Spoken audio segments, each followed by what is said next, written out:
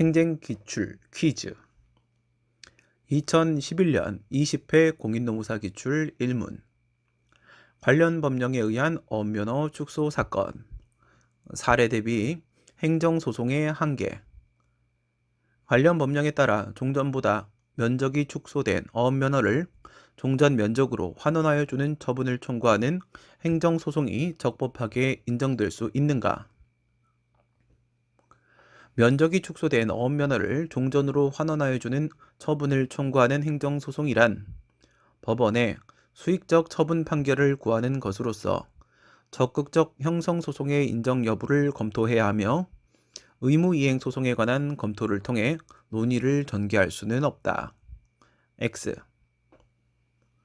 행정소송법이 인정하고 있지 않은 무명항고소송의 인정 여부가 문제되는 것은 특히 그것이 사전소송에 해당하기 때문이다. 5. 무명항고소송을 인정하더라도 그것은 처분을 그 대상으로 해야 하므로 위 사안에서 어업면허의 재변경을 신청하여 그에 대해 행해진 부작위 또는 거부 처분을 대상으로 하여 소를 제기해야 하는 것이고 관련 법령의 재개정 신청에 대한 부작위나 거부 처분은 그 대상이 되지 못한다. X. 만약 어업면허의 재변경을 신청할 수 있는 권리가 인정되지 않는다면 가사 무명항고소송을 인정하더라도 결국 소재기는 대상적격 흠결로 부적법 각하 판결을 면치 못할 것이다. 5. 어업면허의 재변경 신청에 대해 부작위한 경우에는 행정부가 아직까지 아무런 처분을 하지 않은 것으로 그 처분을 구하는 행정소송은 사전소송에 해당할 것이나 거부 처분을 한 경우에는 이미 행정부의 처분이 행해졌으므로 이것은 사후소송에 해당한다.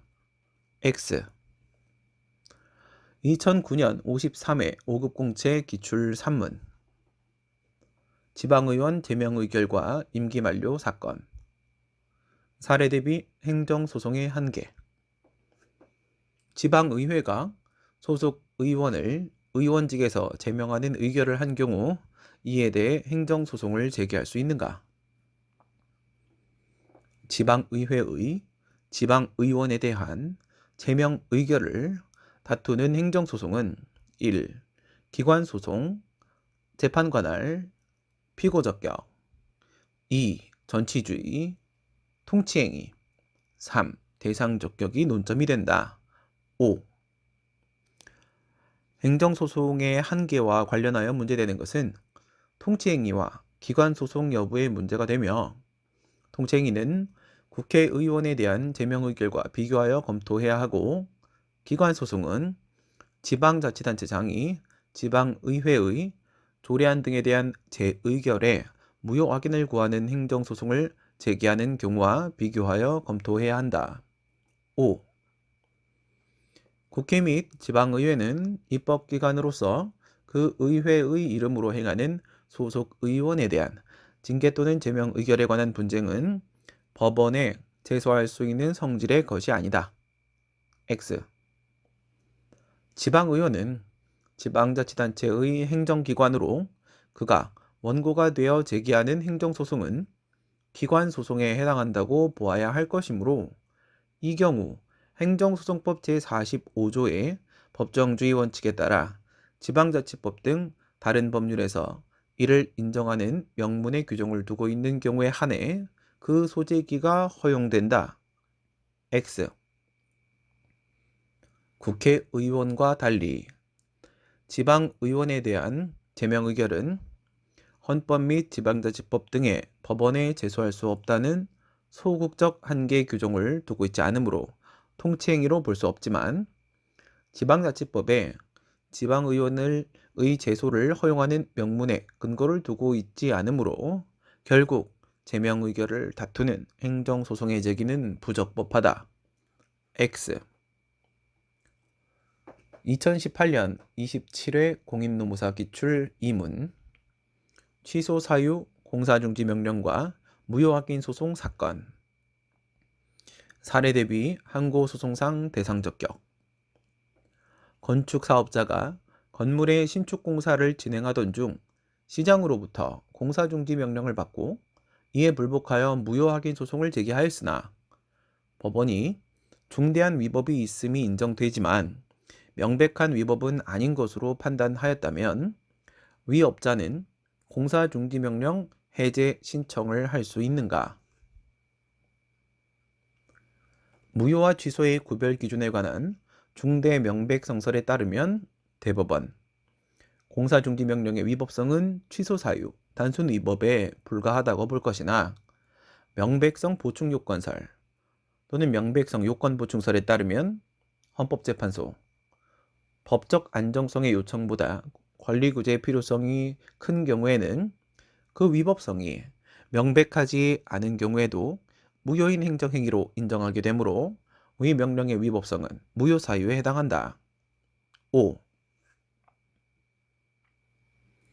공사중지 명령이 무효인 행정행위에 해당한다고 보면 제소기간에 제한이 없는 무효 확인 소송을 통해 권리구제가 가능할 것이나 위 공사중지 명령이 취소할 수 있는 행정행위에 해당한다고 보면 그것이 무효인 처분이 아니므로 무효 확인 소송은 기각 판결을 면치 못할 것이다. X. 하자 있는 행정처분을 놓고 이를 무효로 볼 것인지 아니면 단순히 취소할 수 있는 처분으로 볼 것인지는 동일한 사실관계를 토대로 한 법률적 평가의 문제에 불과하므로 취소할 수 있는 공사중지 명령 처분에 대해 무효 확인 소송을 제기하였더라도 당연히 취소 판결이 가능하다. X. 공사중지 명령의 제소기간이 이미 경과한 후 무효 확인 소송을 제기하여 당해 소송 절차에서 법원이 취소 판결이 불가할 뿐만 아니라 취소으로의 소변경 역시 제한되는 경우에 건축사업자는 위법한 명령을 다투기 위해 공사중지 명령의 해제 신청을 하여 행정청이 이를 거부하는 경우에는 그 취소를 구하는 행정소송을 제기하는 방법을 강구해야 한다. 요구소송으로의 전환. 5. 행정청이 잠정적으로 내리는 공사중지 명령은 그 성질상 명령 이후에 원인 사유가 해소된 이상 그 처분의 상대방에게는 위법한 공권력 행사에 대한 행정구제제도가 확립되어야 한다는 법치행정의 원리에 의거하여 공사중지 명령의 해제, 즉 취소를 구할 조리상 신청권이 인정된다고 볼 것이어서 그 해제 신청을 거부한 처분의 취소를 구하는 소송에서 공사중지 명령의 적법성을 다툴 수 있으나 위 사안은 공사중지 사유가 처분 이후에 해소된 것이 아니라 처분 당시에 공사중지 사유가 없었던 것이므로 신청권이 인정되지 않는다. X.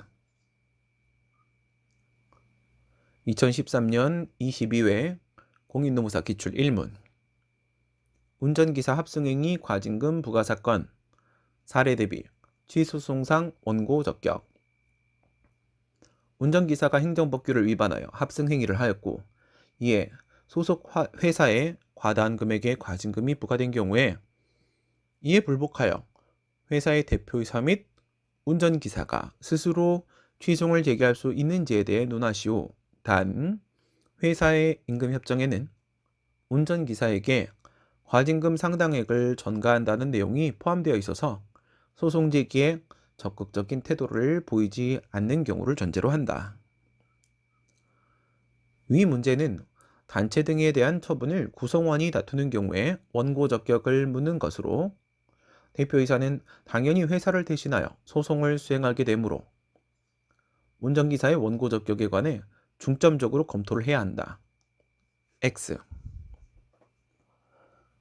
운전기사는 회사에게 부과된 과징금을 전가받게 된다는 점에서 위 부가처분과 간접적 이해관계를 맺고 있다고 볼 것이나 대표이사는 과징금의 부과와 아무런 이해관계를 맺고 있지 않을 뿐만 아니라 동처분으로 인해 회사의 존속 자체가 좌우되는 경우에 해당하지 않으므로 원고 적격이 인정되지 않는다. 5. 회사의 임금협정에 과징금 부과 시 그 상당액을 운전기사에게 전가한다는 내용이 담겨 있다면 행정청은 행정법규에 직접적 위반 행위를 한 운전기사에게 금전적인 부담을 지울 것을 직접적으로 의도한 것이라고 볼 것이므로 운전기사는 불이익 처분의 직접 상대방으로서 법률상 이익이 인정된다고 볼 것이다. X. 위 과징금 부과 처분에 대해 회사가 취소용 제기에 있어 적극적인 태도를 보이고 있지 않으므로 운전기사의 원고 적격을 인정할 수 있다. X.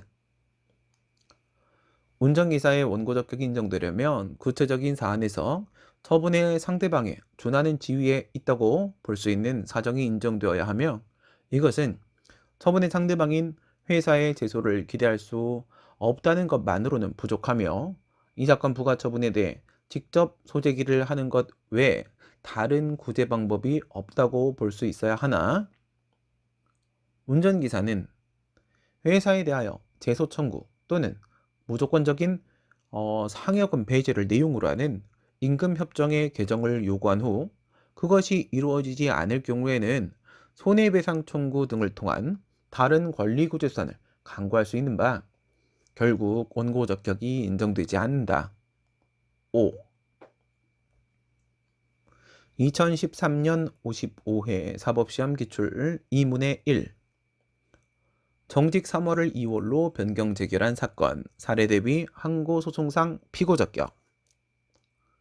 지방 공무원이 회식 자리에서 동료를 폭행하였다는 이유로 정직 3월에 징계 처분을 받고 이에 대해 소청 심사를 거쳐 정직 2월로 변경하는 결정을 받은 후 이 역시 여전히 무겁다고 주장을 하면서 다시 취소를 제기하는 경우 피고 및 대상을 검토하시오. 소의 대상이 무엇이 되어야 하는지와 상대방 피고가 누가 되어야 하는지는 연동되어 있는 문제이며 소의 대상이 무엇인지에 따라 피고가 누가 되어야 하는지가 결정되므로 이러한 문제는 질문한 순서와 무관하게 소의 대상을 먼저 검토하고 이를 바탕으로 피고를 파악해야 한다. 5. 소의 대상을 제시하지 않았더라도 문제에서 처분청을 상대로 소를 제기하였다고 하면 처분을 대상으로 한 것이고 재결청, 즉 행정심판위원회를 상대로 소를 제기했다고 하면 재결을 대상으로 한 것이므로 이처럼 피고를 문제에서 제시한 경우에는 과연 그에 따른 소의 대상 선정이 제대로 이루어진 것인지와 관련하여 재결에 고의한 위법 유무를 검토해야 한다. 원처분 중심주의. 5. 행정심판의 재결을 거쳐서 소를 제기하는 것은 재결의 하자를 주장하는 것이고 정직 2월이 여전히 무겁다고 주장을 하고 있으므로 이것은 일부 인용 재결의 내용상 하자를 주장하고 있는 것이므로 원칙적으로 그 고의한 위법이 인정되지 않는다. 5. 소청심사위원회가 3월의 정직의 징계 처분을 정직 2월로 변경한 것은 일부 취소 재결이므로 변경된 내용의 당초 처분, 그 원처분을 대상으로 소를 제기해야 하나 만약 3월의 정직 처분을 감봉 처분으로 변경하였다면 이것은 소정 재결로서 행정심판위원회가 재결청의 지위에서 행한 재결이 아니고 재결에 고의한 위법 유무의 문제 자체가 없음. 처분청의 지위에서 행한 독자적인 처분이라고 보아야 하므로 그 소정 재결을 대상으로 한 처분 취소 소송을 제기하여야 한다. 재결 취소이 아님. X. 소의 대상이 무엇인지는 소송 요건으로서 대상 적격 문제에 해당하므로 만약 위 사안에서 소청심사위원회의 결정을 대상으로 소를 제기하였다면 각하 판결의 대상이 된다. X.